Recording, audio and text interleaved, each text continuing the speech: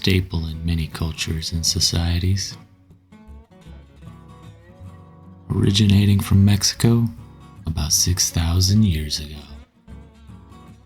This vegetable is thought to have come from a weed in the grass family called teosinte.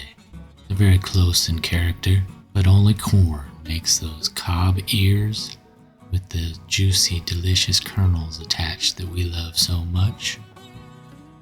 So let's go grow some. Corn, the only vegetable that comes out the same way it went in. Growing conditions.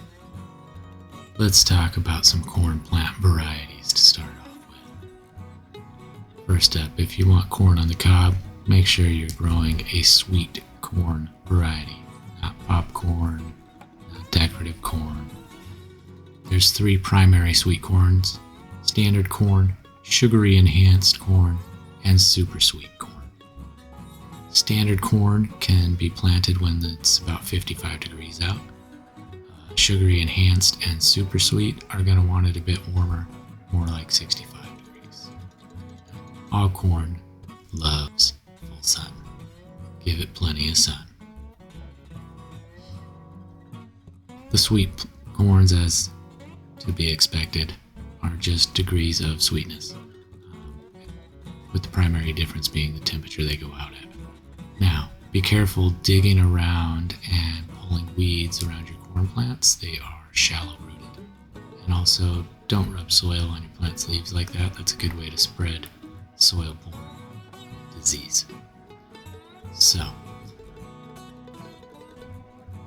full sun, plenty of it, nitrogen-rich soil. Corn likes moist but not soggy, well-drained soil.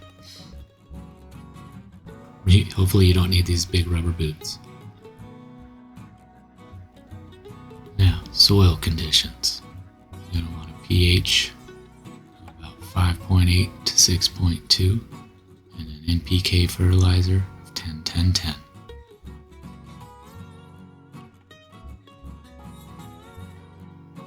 Pollination. Yeah, let's go look at some corn silks. Yeah, that's right. Look at that freshie. Yep. That silk that we peel off our corn, that's actually how every kernel on that cob gets pollinated. One silk to one kernel.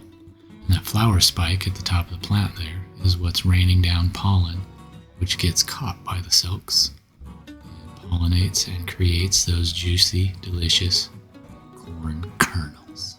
Oh yeah, look at that, a redhead. That's a nice corn silk. Now, good windy day like this, shaking the plants around, those big flower spikes up there, just showering the field with pollination. That'll be a good corn crop. Hey, Zippy, what are you doing there?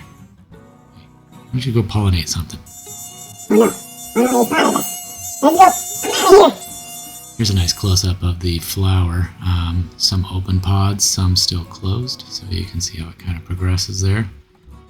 The other thing that these lovely corn silks can tell us, they give us another message. When they start drying out like that, it's time to talk about harvesting. That's right, let's go, guys. Hey, get back here. Get over here. As you can see, the silks start drying out. They've been pollinated, they've done their thing. It's telling you that you are come to the end of your journey, and it's about time to snap that juicy, delicious cob. Golden corn, or white, depends on whatever color you're growing.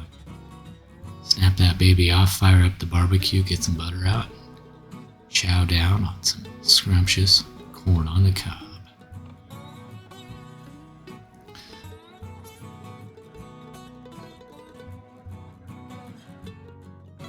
Now, oh yeah, here's Betsy peeling them back. As you can see, actually, they've sliced the corn stalks off to roll these back, so maybe they're going to dry these out. Oh yeah, peel it down just like that. Here we go. Silk inspector. Oh, wait. Oh, corn stripper. Yeah. Looks good. Looks like it's time to eat. Now, as you can see here, here's some that they peeled back and let dry on the stalk. So if you're doing decorative corn, that might be something you're interested in. But these, I think these have reached their full lifespan, which means, oh no, dried cornfield. This is not the place to be. Let's get out of here. Run for your lives. Thanks for watching. Oh no. Oh yeah, like and subscribe. Oh God. Oh, just go without me. Just leave me here.